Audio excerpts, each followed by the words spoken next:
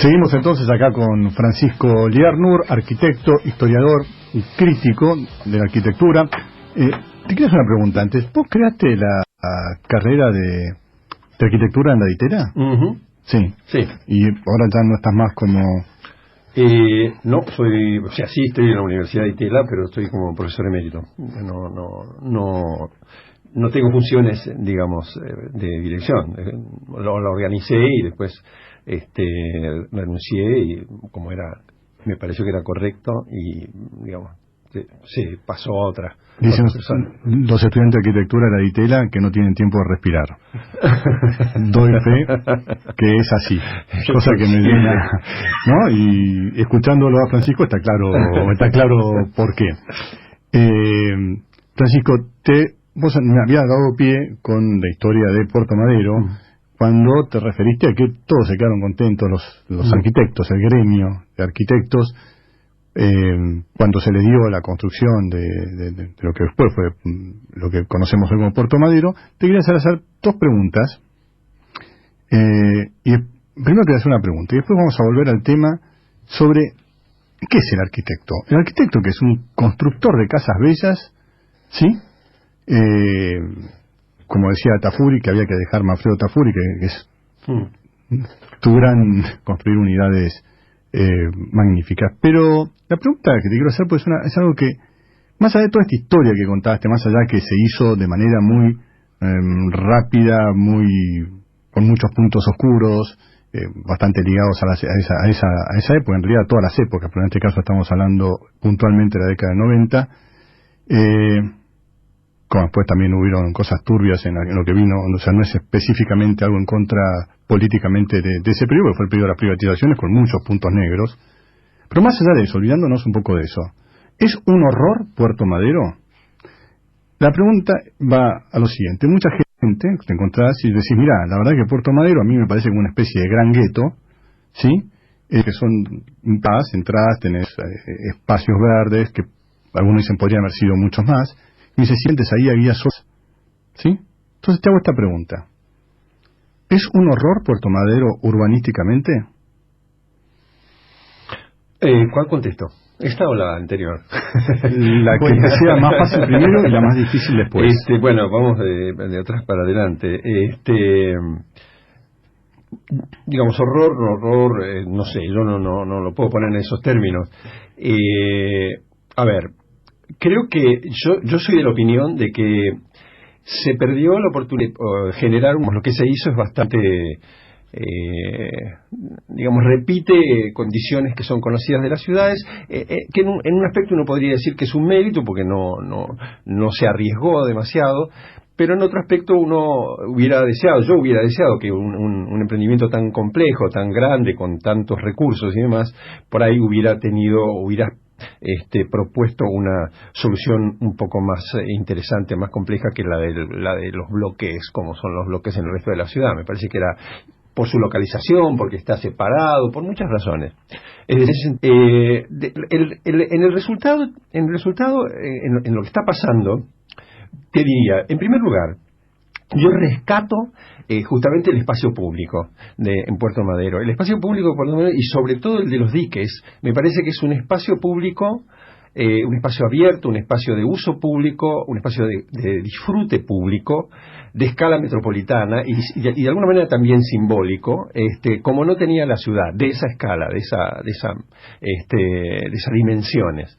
Y eso me parece que es algo bueno que la ciudad ha tenido, más allá de los parques y demás que se introdujeron. Debo decir también que yo soy de la idea de que tal como se había pensado en algún momento y como se mantuvo inclusive esa idea, lo que ahora es la reserva ecológica, a mi modo de ver tendría que haber sido un parque, y debería ser un parque público, una zona, digamos, donde sea de disponibilidad para los ciudadanos, porque esa zona sur sobre todo contiene muchos problemas, falta de espacio de ese tipo, sobre todo de activos, digamos, ¿no? Por supuesto que uno puede ir a la reserva, pero no, para mí debería ser un lugar donde la gente pudiera hacer muchas cosas que en la reserva no se pueden hacer. Yo sé que también esto es muy polémico, pero bueno, esa es mi opinión. Después, la otra cosa que me parece que es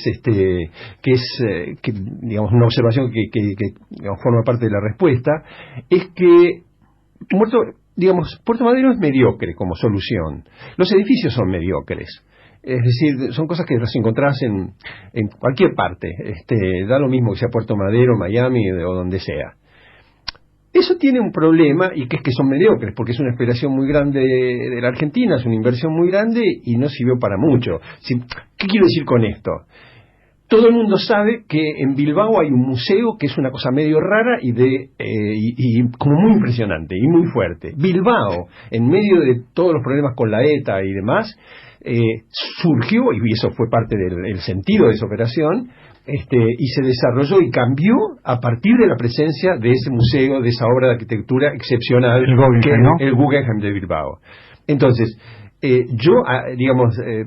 pienso que en Puerto Madero hubiera hecho falta algunas piezas, no digo todas, porque hay un lado de la mediocridad que no me parece mal. Una ciudad no es una exhibición de como si fuera vitrina de arquitectos para que haya muchas cosas diferentes, pero me parece que se perdió la oportunidad para tener algunas piezas de gran envergadura que le dieran una presencia a la ciudad de Buenos Aires, o que apuntalaran la presencia de Buenos Aires como lugar atractivo e interesante a nivel internacional. Y creo que eso no se hizo, se perdió, porque bueno, creo que desde el inicio hubo consideraciones que no permitieron llegar a algo así. Y lo que te preguntaba antes, el arquitecto, hubo un cambio desde la década de 60 por ahí, que estoy pensando siempre en Manfredo Tafuri, que fue la persona que cambió el pensamiento histórico y crítico de la arquitectura, quizás, pues me vas a corregir, donde él decía que justamente en el mundo que se venía, el arquitecto se tenía que involucrar de una manera distinta y no solo ser un constructor de obras bellas. Y esto venía a colación de lo que vos habías manifestado antes, decir, bueno, en Puerto Madero ya estamos todos, que pase lo que pase, total, todos tenemos trabajo. ¿Cómo se forma un arquitecto? Acá, te hago apunta acá. Sí. Respondiendo a esa última pregunta tuya, debo decirte que yo justamente al organizar esta nueva escuela de arquitectura me enfrenté con ese tema. ¿Qué hacer? Digamos, ¿cómo vale la pena? ¿Tiene sentido? ¿Tiene sentido hacer una propuesta nueva y demás? Yo entendí que sí, por eso lo asumí, lo desarrollé, y yo personalmente traté de darle énfasis en la construcción de la carrera, justamente a que, me voy muy para atrás. Cuando empieza el Renacimiento, en el siglo XV, en arquitectura, los arquitectos, diría, estaban, yo lo grafico con la idea de que en el palacio del señor, digamos, en la gran palazzo del señor, digamos, del que tenía el dinero, del aristócrata, los arquitectos tenían una habitación al lado de los zapateros. Los arquitectos tenían que hacer los zapateros hacían bien zapatos, y por eso el señor les pagaba, y los arquitectos tenían que hacer bien las necesidades edilicias del señor.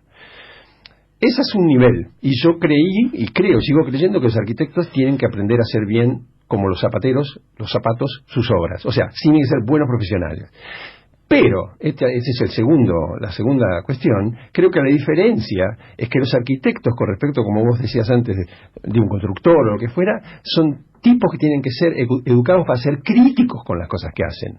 Tienen que tener la capacidad de mirar lo que han hecho y lo que hacen los demás, y saber qué está mal, qué no está mal, y poder valorarlo, y eso es, a su vez, lo que me parece que genera la dinámica del progreso y del avance y de la investigación y demás, la capacidad crítica, y eso es la capacidad de pensar, de aprender a pensar. Entonces, en ese programa nosotros tratamos de juntar esas dos cosas. Eso fue lo que, en respuesta a lo que vos decís, yo intenté hacer, y creo que de alguna manera es algo que se sigue manteniendo. Pero, ¿por qué? Con una particularidad. Y que es que la tradición de la Argentina, de la arquitectura en la Argentina, no va por ese lado, no ha ido por ese lado. La Argentina tiene una tradición de lo que yo llamo profesionalista. Digamos, lo que interesa es generar, digamos, educar a gente para que sepa dar buenas respuestas en el mejor de los casos, ¿no?, a determinados problemas.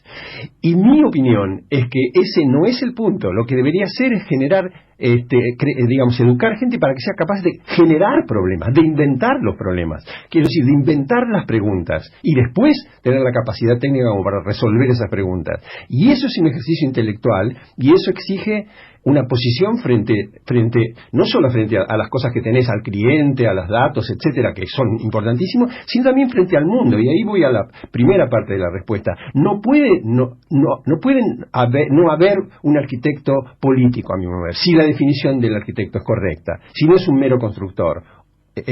¿Por qué? Porque, bueno, por empezar, la polis es la ciudad.